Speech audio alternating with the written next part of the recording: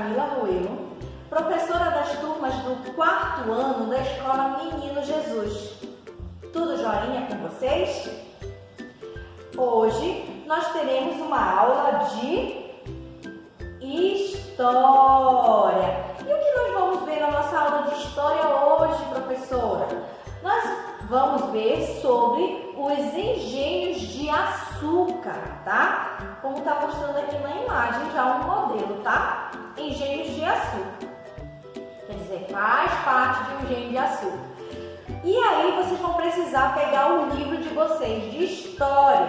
Abrir o livro de vocês, a princípio, na página 162. Vocês podem acompanhar aí no livro de vocês, depois não deixem de fazer a leitura, tudo direitinho, tá bom? Não deixem de fazer a leitura no livro de vocês. Professora, quem realizava a produção do açúcar?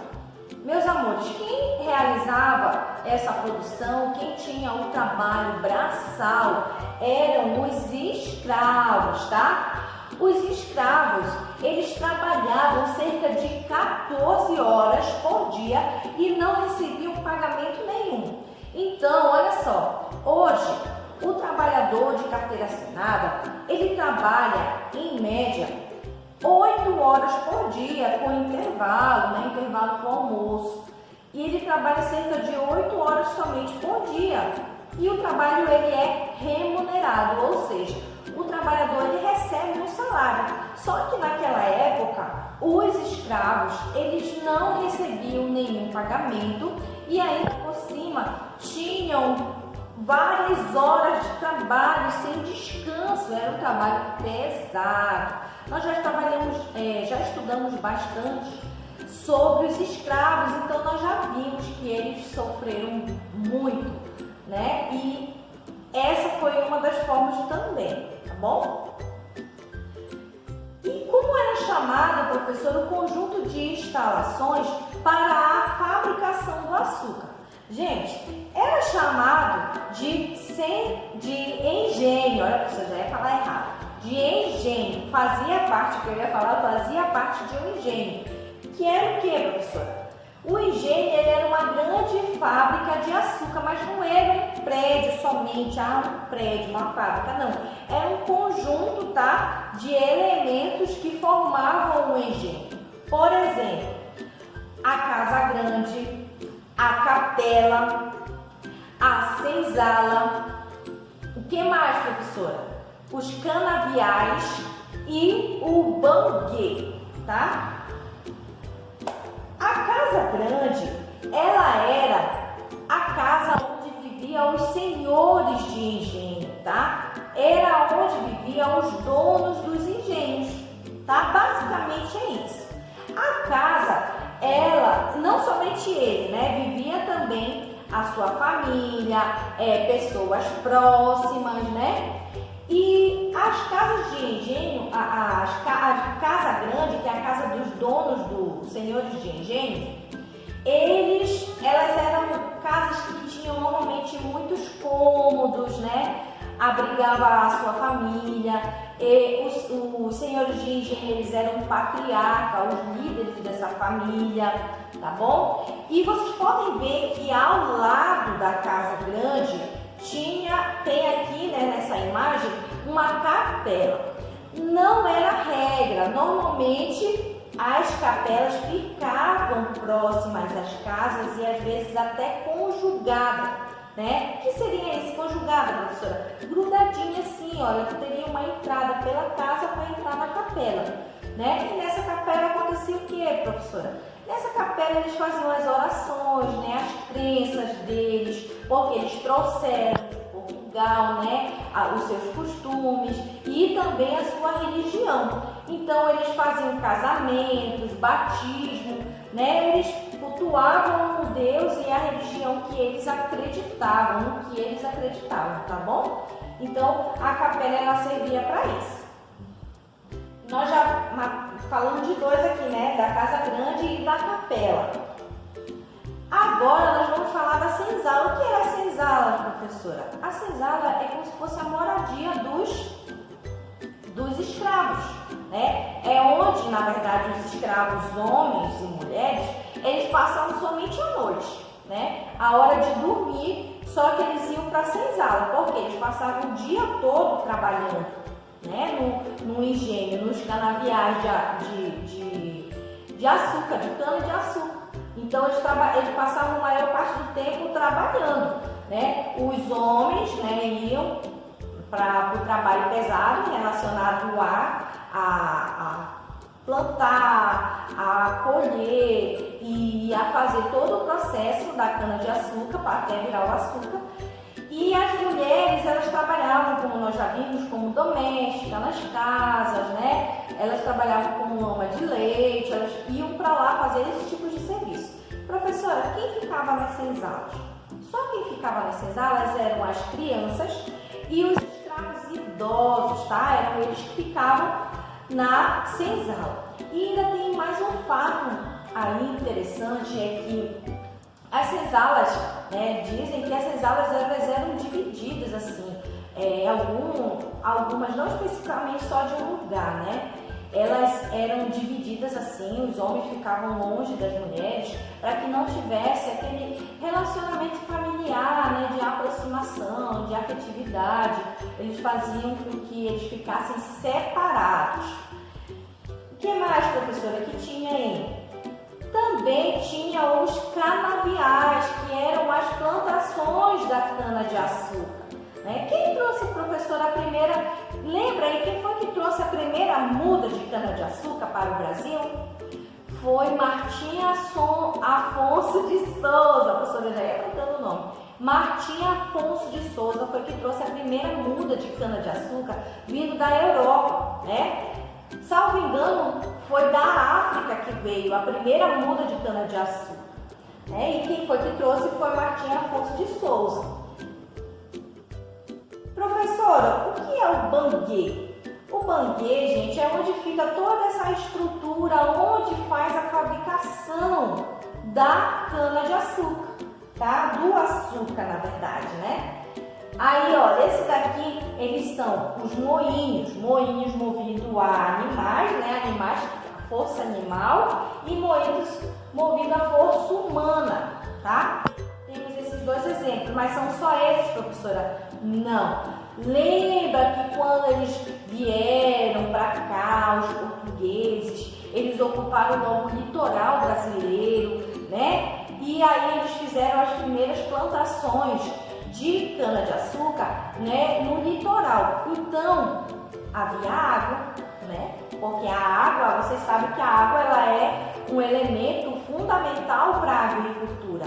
E existia também a água, e no próximo desenho eu vou mostrar para vocês, olha. Então, a força da água, ou seja, a força hidráulica, também era uma força que fazia o moinho mover, né? Fazia o moedor mover, moedor de cana. É o moinho movido a tração hidráulica, sua força era transmitida para a moenda, que é esse que está aparecendo aqui, que é esse nesse desenho aqui, ó, que é esse objeto aqui, tá bom? Gente, eu trouxe o desenho aqui para vocês, esse outro desenho, porque os elementos lá do engenho, eles são um pouco mais amplos do que esse que está mostrando somente aí no livro de vocês, tá? Aí tem a casa grande, como eu falei para vocês, que é onde moram, né, os senhores, né, as pessoas próximas, a família. A senzala, tá aqui, tá mostrando a senzala, que era como se fosse um barracão, né? Não tinha uma estrutura muito confortável não, tá? E a capela, olha, nesse desenho já mostra a capela longe da casa grande, né? Aí tem também aqui a casa dos trabalhadores. O que seria essa casa dos trabalhadores? Seria uma casa dos escravos, professora? Mas não são os escravos os trabalhadores? Pois é, essa casa não é a casa dos escravos. Essa casa é a casa de pessoas que eram contratadas para ficar observando o trabalho dos escravos. Eram aquelas pessoas que ficavam fiscalizando, né, o trabalho dos escravos. E eram homens, tá? Eles eram trabalhadores livres, ou seja, não eram escravos, né? E normalmente a função deles era fiscalizar. A função deles era fiscalizar, tá? O trabalho dos escravos. Aí nós temos também aqui, olha, nessa parte do desenho, a roça de subsistência. O que seria isso? Nós já estudamos isso, meus amores. É a mesma coisa que agricultura de subsistência. Estudamos lá em geografia, vocês lembram?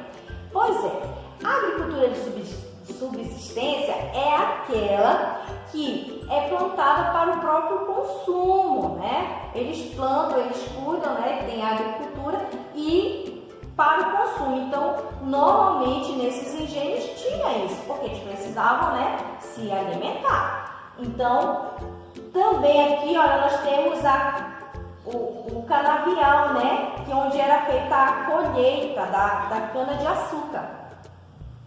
E aqui nesse desenho está mostrando os animais transportando as canas-de-açúcar para levar lá para a casa de moagem, né? E aqui, olha, está mostrando aqui aonde era feito o processo da transformação do açúcar. A professora vai passar um vídeo para vocês, tá? Assistam aí o vídeo, tá? Que ela pegou lá no YouTube, solicitou do professor Yuri, né? Lá no YouTube, eu pedi pro dono do vídeo, o vídeo para mostrar para vocês como complemento da nossa aula, tá bom? Aí vocês vão assistir o vídeo e isso vai ajudar vocês um pouco mais a entender o processo, tá? Como era feito o açúcar. É muito interessante. Então, assistam aí o vídeo, tá bom? E já a gente se fala.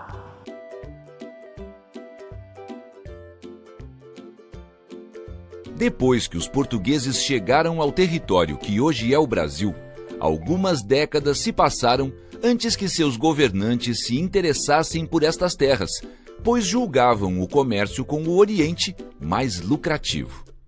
A partir de 1530, os portugueses perceberam que era necessário ocupar a colônia antes que outras potências europeias tomassem posse desse território. Para isso, o cultivo de cana-de-açúcar, um produto muito lucrativo na época, tornou-se a solução. A produção de açúcar na colônia permitiu a ocupação do território e a possibilidade de atrair investidores e render lucro para a coroa portuguesa. Muitas cidades litorâneas da região nordeste do Brasil se desenvolveram com o investimento nos engenhos de açúcar. A região mais próxima do litoral tinha um solo fértil e uma vasta rede hidrográfica que facilitava a comunicação e o transporte de mercadorias. A cana era transportada para o engenho em carros de boi ou em barcos. Os rios eram fundamentais para toda a produção açucareira, uma vez que neles era realizado o transporte da cana. Além disso, os rios moviam os moinhos dos grandes engenhos. Inicialmente, atribuiu-se o nome engenho para as instalações nas quais a cana era processada e transformada em açúcar. Depois, esse termo passou a designar o conjunto da propriedade açucareira, incluindo a própria plantação de cana. As atividades nos engenhos eram coordenadas por trabalhadores livres que fiscalizavam o trabalho dos escravizados. A primeira etapa de produção do açúcar era a moagem, feita logo depois de a cana ser limpa e preparada. A moagem podia ser realizada por engenhos movidos pela água, os denominados moinhos d'água, por animais, como cavalos, burros ou bois, e por pessoas escravizadas. Aqui temos a representação de um engenho d'água. Da moagem, obtinha-se o caldo de cana, ou sumo, que seguia para a casa das fornalhas. Lá, era cozido em grandes tachos e caldeiras de cobre. O resultado desse processo é chamado de melaço de cana, um líquido espesso e com menos impurezas. O melaço era colocado em vasos de barro com forma de sino. Além da abertura superior, esses vasos tinham um pequeno buraco na base. Na casa de purgar, Esses vasos eram encaixados em mesas para que o melaço escorresse aos poucos e, assim, apenas os cristais de açúcar ficassem no recipiente. Esse processo era chamado de purga, que significa purificação. Depois de escorrido o melaço, o açúcar dos vasos passava pelo processo de secagem e, geralmente, era colocado ao sol. Quando estava seco, o açúcar era desenformado, dando origem aos famosos pães de açúcar. Na abertura do recipiente ficava o açúcar branco, mais valorizado. Na ponta do pão de açúcar ficava o mais escuro, o mascavado, que era mais barato. Os diferentes tipos de açúcar eram separados, pesados e divididos. Neste momento, o senhor do engenho e aqueles que tivessem direito a uma parte da produção recebiam os lucros correspondentes. Finalmente, o produto era acomodado em caixas bem secas de madeira, vedadas com barro e forradas com folhas de bananeiras. Identificada com o nome do proprietário, o tipo de açúcar e seu peso, a mercadoria era enviada para a metrópole. O trabalho nos engenhos de açúcar e na lavoura era muito pesado, e a maioria da mão de obra utilizada era de pessoas escravizadas, negros africanos ou nascidos na colônia. Os negros escravizados resistiram às violências da escravidão. Ao longo dos séculos, a fuga e a formação de comunidades livres, onde pudessem vivenciar e preservar suas culturas, eram duas das principais formas de resistência. Essas comunidades, chamadas de quilombos, foram se formando em regiões de difícil acesso. Gostaram? Gostaram do vídeo? Muito bem! Eu espero que vocês tenham gostado da nossa aula. Melhor que ter gostado é ter aprendido também, né? Vocês terem aprendido aí um pouquinho mais sobre a nossa história do Brasil. Isso faz parte da história do Brasil, tá? Os engenhos de açúcar. E não deixem de ler o assunto aí detalhadamente. Façam também a atividade. A descrição da página da atividade eu vou deixar aí no comentário, aí na descrição do vídeo, tá? E também vou mandar lá no grupo do WhatsApp para vocês quais são as páginas da atividade, tá bom? Não deixem de fazer a atividade porque vocês sabem, é um treino para ver se vocês realmente conseguiram compreender o conteúdo, tá? Muito bem, fiquem com Deus, tá? Cuide-se, lembre-se de usar máscara, de usar o álcool, tá? Lavar bem as mãos, ainda estamos nesse período de pandemia, tá bom? Então não deixe de se cuidar. Um forte abraço da professora em vocês, tá? Vocês estão no coração da prof, tá? Fiquem com Deus, um beijo e tchau, tchau!